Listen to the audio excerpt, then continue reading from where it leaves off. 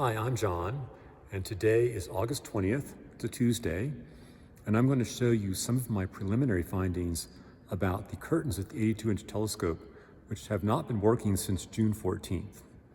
So most of my findings today are about the lower curtain and the collision limit switches.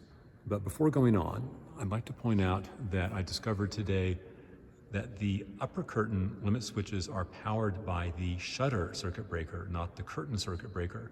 So if the shutter circuit breaker is off, you can't move the upper curtain.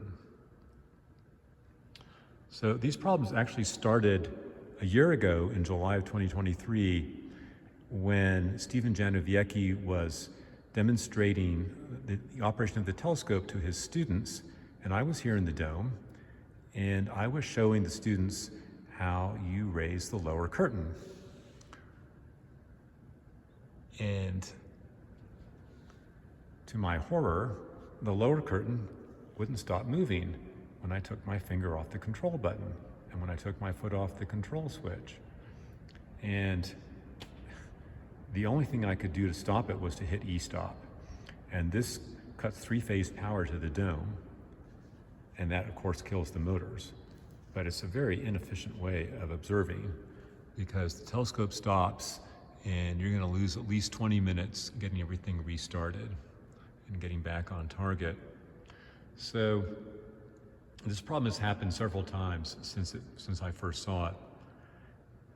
And on June 14th of this year, Isaac Lopez was raising the lower curtain, and I'd given him permission to do so, and I had told him what to do if it wouldn't stop moving. And of course, it ran away. And when it got to a frightening enough height, he hit E-stop. That killed all the power in the dome, killed the telescope, killed the lights. Isaac called me at home, and I helped him restore everything. And through the night, Isaac found that the lower curtain could only be lowered, which was fortunate, and the upper curtain could only be raised, which was fortunate.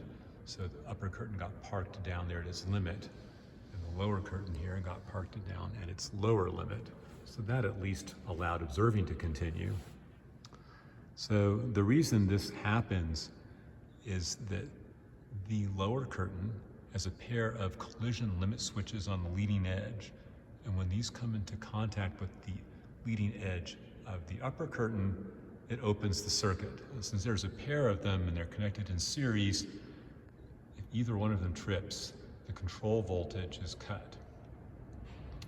So it was Terry Wildman's idea that if you just put a breakaway on the wire to this, that if the curtain went too high, that at least the breakaway would prevent the curtain from running away at all. Unfortunately, that's not what happened. The curtain ran away, pulled this apart, and the curtain still kept going. That's when Isaac hit E-stop. So this cuts the control voltage, but it doesn't necessarily keep the curtain from running away. So I've plugged it back in here. I don't know why the wiring is exposed like this, and there's a nick on the insulation of this red wire down here. So over here, so that's going to have to be replaced. But the real issues start down here on this pan along the lower curtain roller guides. These pair of guides here that guide the wheels. So this collision limit switch wire comes down here and it wraps around the second to last curtain rod. And indeed, if you try to raise the curtain too high, it'll pull that wire apart. The way this thing works is there's a limit switch back here. Actually, the one back here is the 120 volt limit switch for the dome shutter. But the one for the lower curtain is a newer one. It's this thing here, and it's on this pull chain. And I think it's pretty clear this pull chain was meant to be attached to the last curtain rod down here. But instead, somebody thought it was a good idea to just attach it with electrical tape to this wire, which also just feeds between these rollers to the other side where There's another splice with electrical tape and some more work back there until it goes into the limit switch. So, as I mentioned, there are 2 limit switches up there in series, and I think they're connected down here in this triangular wiring.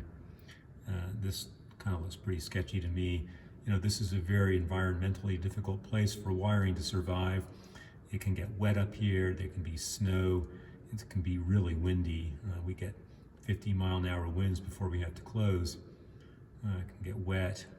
So I think it's amazing this thing has lasted this long, and this electrical tape has lasted long, although I see it was reinforced with this tie wrap. There's some more sketchy wiring down here. I have no idea why this shrink wrap wasn't shrunk. More of this kind of wiring where you just cut off the carcass that protects the wires and just leave it all exposed. So this is a limit switch here.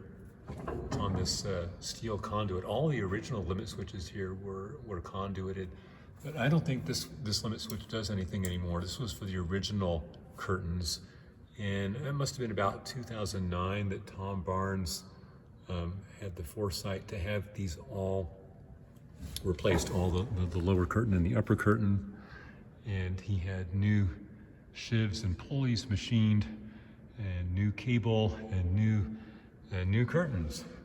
And he also had the dome bridge pulleys and cables all redone. Those were all machined new just for the job. So it was really a big rebuild. The one thing that wasn't touched, unfortunately, is the cables for the dome slit, for the dome shutter. So those are original, and Logan and I have been up there, and we have photographs of the serious wear and tear on those shivs. Although the wire rope looked like it was in pretty good condition. It wasn't as badly worn as the shivs. So that's my finding for today. It's kind of depressing. I thought this would only take a few weeks to do, and I thought I'd actually be done by late August, and here it is coming up to late August. In MaintainX, I gave myself till September 21st, but I'm not going to make that deadline. Every week I discover more and more problems that are going to take a long time to fix. The most serious ones really have to do with power, not with these low voltage limit switches. The power down there is almost impossible to figure out where things go. There's just a lot of sort of cowboy work where somebody needed 120 volt single phase power, so they just grabbed a